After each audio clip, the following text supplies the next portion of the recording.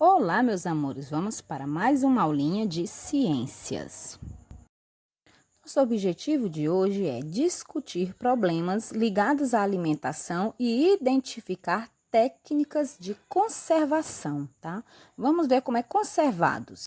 Vamos dar início à nossa aulinha falando um pouco sobre problemas ligados à alimentação. A quantidade e diversidade de alimentos que consumimos também podem influenciar a saúde do organismo e gerar problemas de saúde, como a desnutrição e a obesidade. A desnutrição é a falta ou o excesso de um ou mais nutrientes essenciais. Pode provocar desnutrição.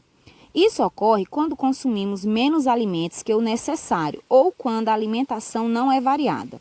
A desnutrição pode provocar fraqueza, emagrecimento excessivo e maior possibilidade de contrair doenças. Esse problema é mais grave na infância, já que nessa fase são intensos o desenvolvimento e o crescimento. A obesidade. Quando consumimos mais calorias do que gastamos, o excesso produzido se transforma em gordura. Mas esse é apenas um dos motivos pelas quais engordamos. As pessoas podem engordar também porque praticam pouca atividade física ou têm um metabolismo que favorece o acúmulo de gordura mais facilmente ou que desfavorece a queima desses nutrientes. O excesso de massa corpórea, conhecida como obesidade, é hoje um problema de saúde cada vez mais comum, inclusive entre as crianças. A obesidade traz riscos à saúde, pois está relacionada a algumas doenças, como as doenças do coração. Agora nós vamos assistir a um vídeo que vai explicar detalhadamente como acontecem as técnicas de conservação dos alimentos. Prestem atenção, anotem e acompanhem com o livro de vocês.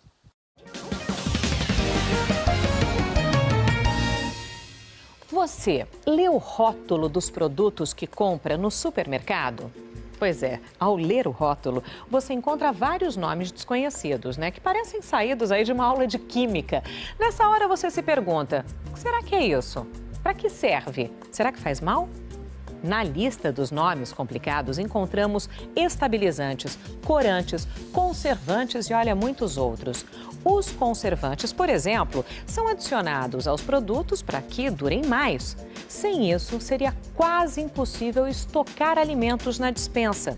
Eu disse quase, porque as pesquisas para a conservação dos alimentos não param. E as novidades a gente descobre agora no Globo Ciência.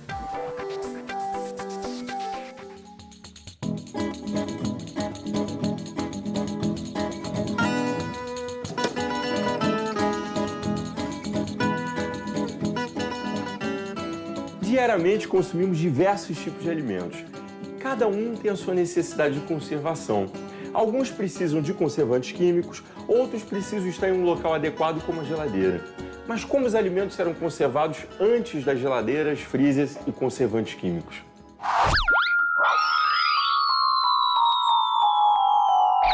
A conservação dos alimentos data da descoberta do fogo.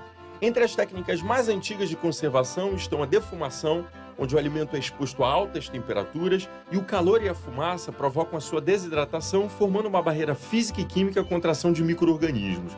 Uma outra técnica é o uso de sal, mergulhando vegetais em solução salgada, como o picles, ou usado também para salgar as carnes. No Brasil, um dos maiores exemplos de conservação por desidratação é a carne de sol e o charque. Outra técnica é o uso de açúcar, para fazer compotas de frutas e assim estender a duração delas.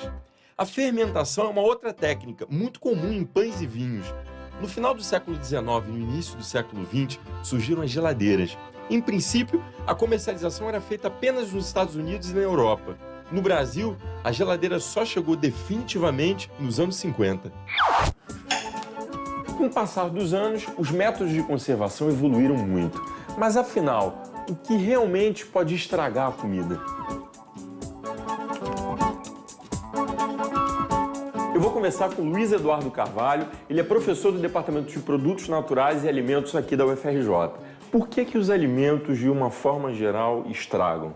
Por reações químicas, por reações enzimáticas, por ação microbiana, por ataque de insetos e roedores e também por ação mecânica, né?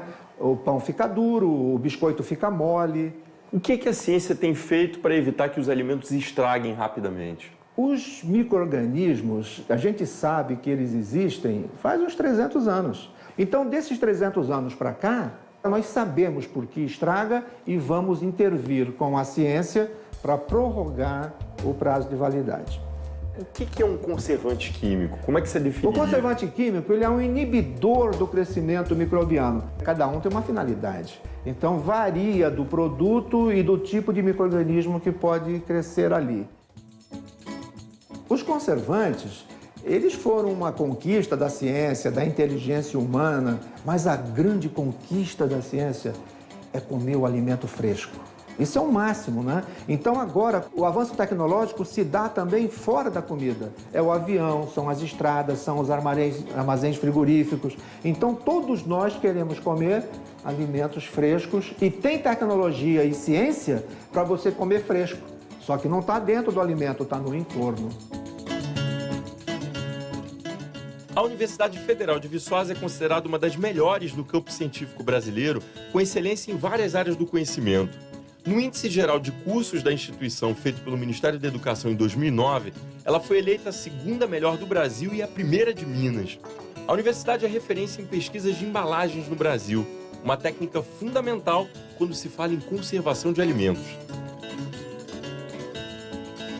De que forma as embalagens conservam os alimentos? Bom, as embalagens, elas existem para impedir que o alimento processado, ele possa se contaminar ou ter a presença de oxigênio de uma forma geral. Por exemplo, quando você embala um suco, ele sofreu um tratamento térmico para diminuir a sua carga microbiológica, ou seja, diminuir o número de bactérias, de fungos que tem presente naquele suco natural. Então, quando você coloca ele dentro de uma embalagem, o que você espera? Que essa embalagem evite uma contaminação no transporte, por exemplo, né? Vamos pegar, por exemplo, aqui, esses dois sucos, né? Um está no papel e o outro está no vidro. A diferença de materiais significa maior ou menor conservação desse produto? O tempo de vida de prateleira é calculado para cada produto e para cada embalagem. Essa embalagem de vidro, por exemplo, ela permite a entrada de luz, porque é uma embalagem transparente. Nessa embalagem, por exemplo, essa é uma grande característica dessas embalagens de papel e papelão, porque elas impedem a entrada de luz. E muitos produtos, eles perdem cor, eles descolorem na presença de luz. Outro grande fator é o oxigênio, né? Em especial produtos que têm alto teor de gordura. Esses produtos, eles sofrem muito, eles mudam o gosto quando você tem entrada de oxigênio. Então, por isso é que ao determinar uma embalagem para um produto, você tem que pensar em todos esses aspectos. Nilda, por que a embalagem de leite tem várias camadas? Aqui nós temos cartão, nós temos papel e dentro nós temos mais outras camadas. Alumínio, plástico, o próprio papel. Porque esse produto leite, por exemplo, ele foi processado termicamente para ser envasado. Então nós precisamos que essa embalagem não permita entrada de luz, porque o leite tem gordura. O oxigênio, luz, eles modificam o sabor, não são tão danosos como uma carga microbiológica. Que cuidados que a gente precisa ter com esses produtos quando a gente leva para casa? Não deixar esses produtos fora, né, da geladeira por muito tempo.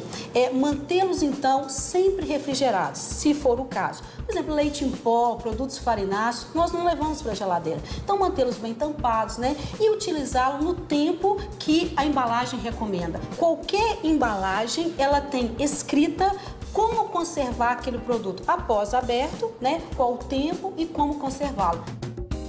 Espero que tenham compreendido o vídeo. A nossa atividade é o seguinte: você vai escolher 2 rótulos de produtos que tem em casa. Vai identificar a data de validade e os conservantes presentes em cada produto. Depois vamos para o livro, página 88, questão 2. Tirem as fotos e envie para mim fazer a correção. Tchau e até a próxima. Beijos da tia Elba.